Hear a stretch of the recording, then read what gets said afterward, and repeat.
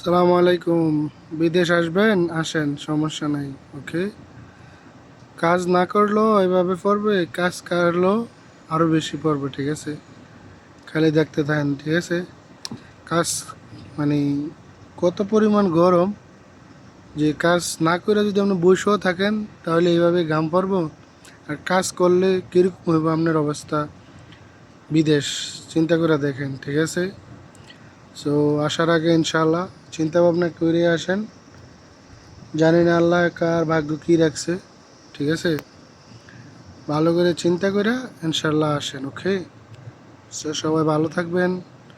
এতটুকুই। আজকের গরমের তাপমাত্রা এত পরিমাণ বলার বাইরে, 45, 46। সকালবেলা সকাল 6টা বাজে তখনই আসিল প্রায় 35। ঠিক আছে, সবাই ভালো থাকবেন ইনশাল্লাহ।